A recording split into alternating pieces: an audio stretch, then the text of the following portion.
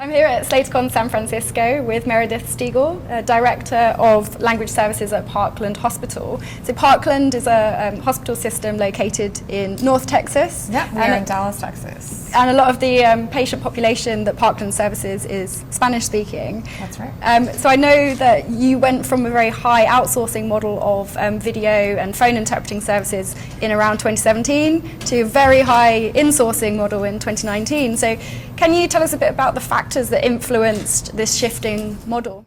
In 2017, we realized that we were spending over $9 million outsourcing our services. We also realized that the majority of those dollars were leaving shores. So we realized that our primary outsourcers were sending work to Mexico and Guatemala, and given Dallas's Hispanic population and Spanish-speaking population and the need for living wage jobs, we felt like we could create a lower cost, higher value to the county model by insourcing.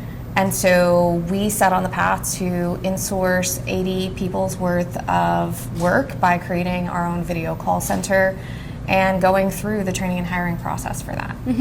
So $1.2 million in savings later, we're doing pretty well.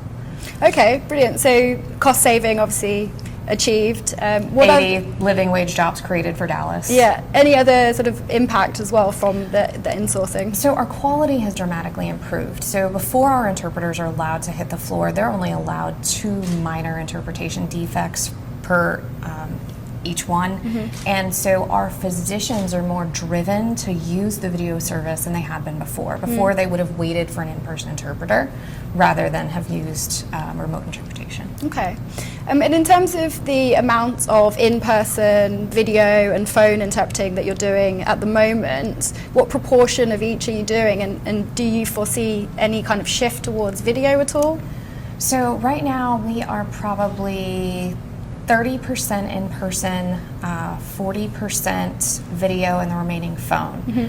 And we are starting to feel, those numbers are from FY 2018, we're starting to notice that the volume of requests for in-person is going down because they're realizing, our providers are realizing that they can get a Parkland interpreter via video in 30 seconds or less instead of waiting for the 15-minute in-service. Okay, yeah, interesting. And then zooming out a bit from Parkland, can you tell us a bit about the regulations that are in place within this industry and what impact that has? So the key factors within the regulatory environment are going to be, first, meaningful access law under the Civil Rights Act.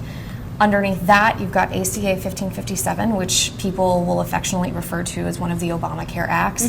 And then you've got state, local, and joint commission regulations. The area that's been moving the most recently has been the ACA 1557 because the Trump administration has wanted to pull back on some of the specifics.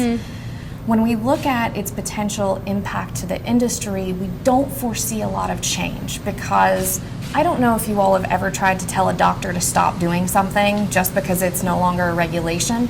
Once the forward momentum of using the interpreters and the higher quality services started, you're not going to be able to stop it. Additionally, all of these hospitals already have 3-year plus contracts with higher quality agencies that are in compliance with the law, so not a lot of big changes. Also, and finally, the Joint Commission has always had pretty stringent regulations, and so all the hospitals with patient populations like ours are going to continue to be held to high standards. So minor impacts. Great, well, thanks so much for being here with us. Thank you. Thanks.